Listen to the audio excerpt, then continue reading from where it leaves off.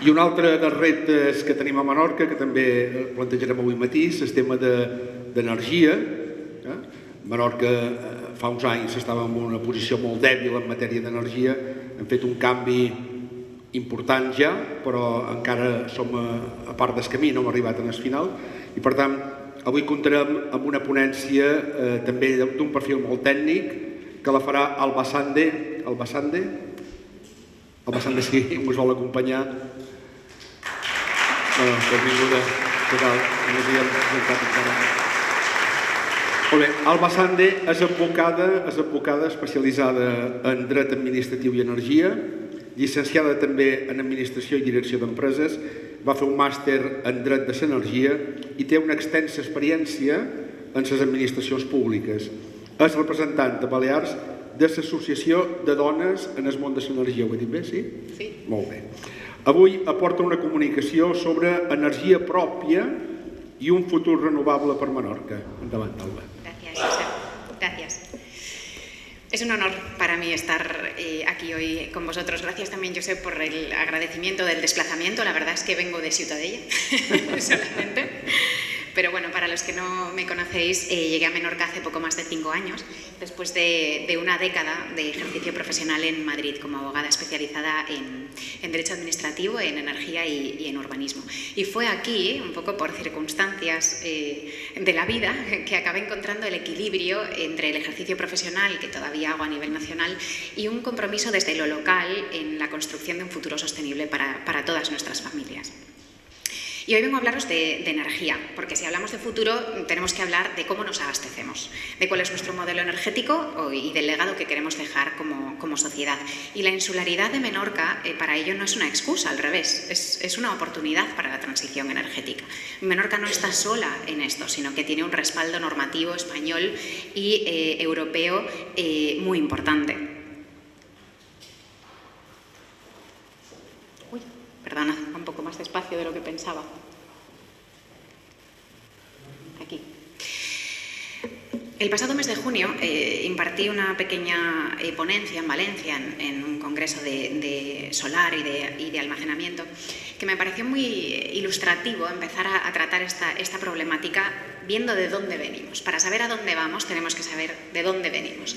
Entonces, ¿cómo hemos empezado a luchar contra el cambio climático en Europa? Porque las políticas energéticas vienen de Europa. Me parece fundamental para saber esto de dónde venimos y hacia dónde tenemos que ir, porque hacia donde teníamos que ir antes es el mismo sitio donde tenemos que seguir yendo ahora. Entonces es fundamental partir de estos 3 pilares que para mí han dado lugar a las políticas de lucha contra el cambio climático y que inspiran esta transición energética. En la Unión Europea, cuando nos empezamos a preocupar de esta lucha contra el cambio climático, nos centramos en estos 3 pilares. En primer lugar, empezamos a pensar en la necesidad de frenar los gases de efecto invernadero. Se aprobó así el famoso protocolo de Kioto, entre otros. En segundo lugar, nos fijamos en la composición del mix energético. Tenemos muchos combustibles fósiles, tenemos que apostar por la energía renovable. Y cuando ya habíamos un poco centrado el tiro en la reducción de gases tóxicos y en la penetración de renovables, dijimos, bueno, todo esto está muy bien, pero si no reducimos el consumo y seguimos consumiendo de forma salvaje, pues esto no tiene sentido. Entonces creamos un Fondo Nacional de Eficiencia Energética y certificados de ahorro energético, entre otras figuras. Estos 3 pilares, reducción de gases tóxicos, penetración de renovables y reducción del consumo, son los mismos hoy que desde hace 25 años. Y es ahí hacia donde tenemos siempre que pensar y mirar. Entonces, en el primero de estos pilares, reducción de gases tóxicos, aplicándolo a Menorca, ¿a alguien se nos ocurre cómo podíamos frenar o tender hacia este objetivo de frenar la emisión de gases tóxicos? El primero de los retos, como todos sabemos en Menorca en este sentido, es la central. Me enteraré en algún momento de cómo paso la diapositiva, perdonad.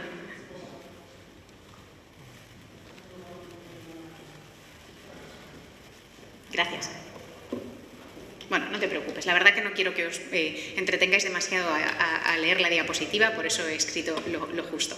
El primero de estos objetivos tiene que ser frenar la utilización de la central térmica de Mahón. La primera vez que vine a Menorca, como buena gallega que soy, en pleno mes de agosto, miré qué tiempo iba a hacer, ingenua de mí, qué tiempo iba a hacer, pero hubo una cosa que me sorprendió mucho y es que vi calidad del aire desfavorable.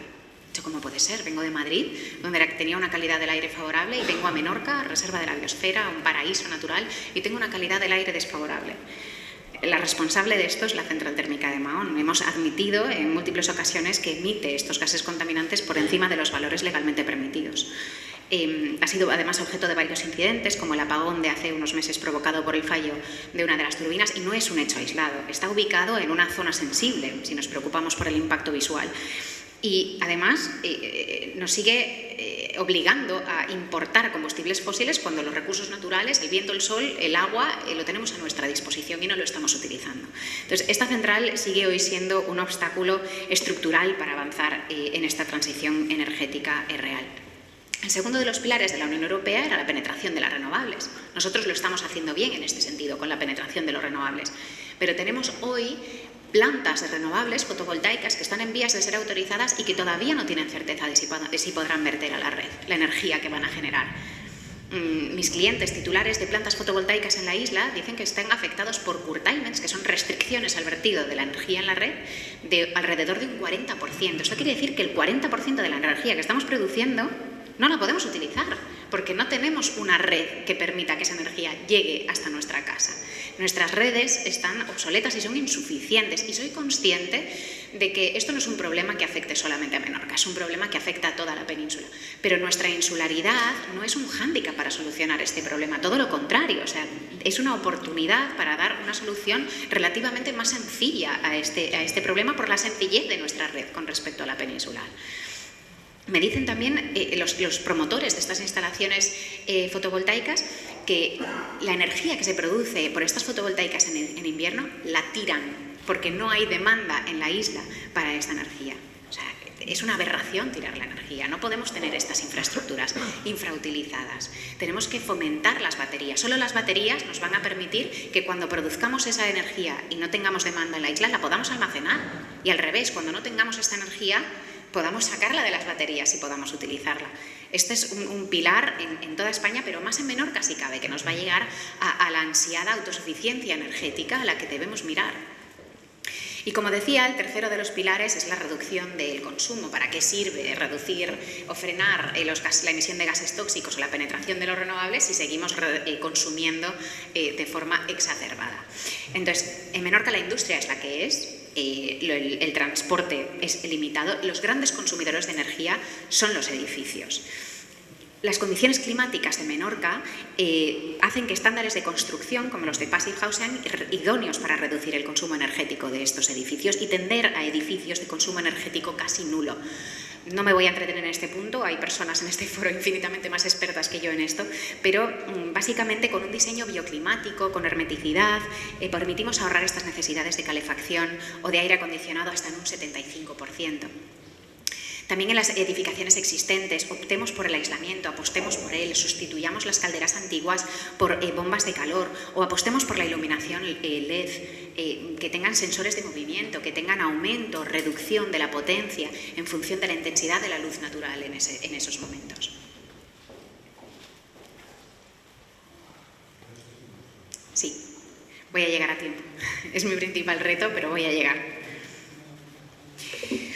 En definitiva, ¿cómo avanzamos hacia una Menorca energéticamente soberana o autosuficiente? Como ya he comentado, acelerando la conexión de estos proyectos. No podemos permitir atraer este capital, tener a los inversores que construyan estas instalaciones y que se vean afectados por curtailments del 40% o que no las tengan todas consigo de si podrán conectarse a la red. Impulsar la energía marina. Sé que este es un punto que todos estamos esperando escuchar. Este miércoles Es Diario publicaba una noticia que se titulaba «La inmensa mayoría de los menorquines apoya las renovables, pero no el parque eólico marino». La principal causa de esta oposición es el impacto visual, nada diferente al famoso efecto NIMBY, not in my backyard, ¿no?, que decían los americanos. Básicamente, energías renovables sí, pero yo que ni las sienta ni las padezca, que desde mi casa no las vea. Esto ya ha pasado en otros territorios mucho antes, pero aún así este efecto NIMBY, en mi opinión, no tiene demasiado sustento para la energía marina. Primero, porque la energía marina no es necesariamente eólica, puede ser solar, puede ser marina solar. Y aunque estemos hablando de la eólica marina, ¿Qué impacto visual tiene esto? Creo que es importante opinar, pero siempre desde el conocimiento. Mi gran colega Pedro Mayorga, que es CEO de Enerocean, una empresa pionera en eólica marina en España, dice que me enseñó que un aerogenerador que está a 20 kilómetros de la costa se ve del tamaño de un pulgar desde la orilla. ¿Cómo se ve mi pulgar desde la última fila? ¿Tiene un impacto visual? Sí, claro que tiene un impacto visual. Pero ¿realmente es un impacto visual que no podamos soportar o que no podamos poner en una balanza frente a depender de los combustibles fósiles, a rebajar nuestra factura de la luz, a llenar nuestro territorio rústico con placas fotovoltaicas? Me refiero, tenemos un impacto visual mucho más grande con aerogeneradores infrautilizados hoy o con la central térmica de Mahón.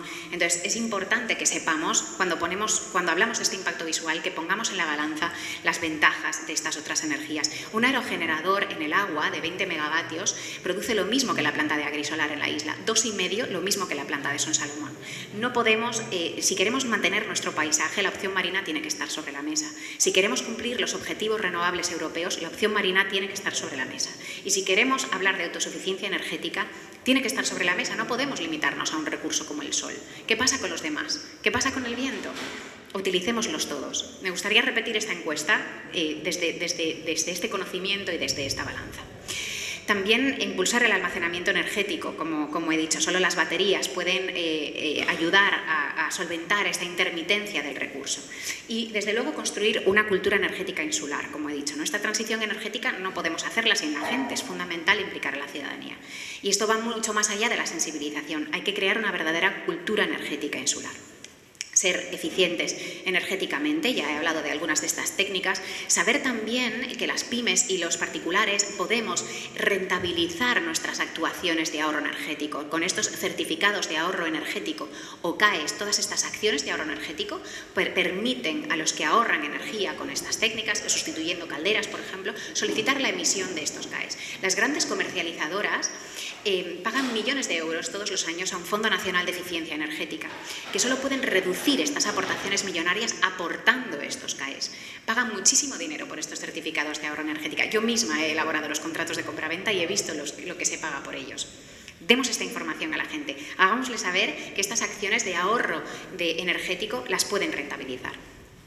Y aprender de otras islas que ya lideran el cambio. Como sabemos, la isla de Samso se ha convertido en un referente internacional de autosuficiencia, pero también el Hierro o las Islas Canarias. Menorca también puede liderar este cambio desde el Mediterráneo. Tenemos los recursos, tenemos el talento y tenemos la motivación para ello. Menorca tiene la oportunidad de ser una referencia europea en el modelo energético insular, porque tenemos el sol, el viento, el mar y el conocimiento técnico, y sobre todo tenemos una población que ama su territorio y que quiere protegerlo. Así que hagamos lo posible. Gracias.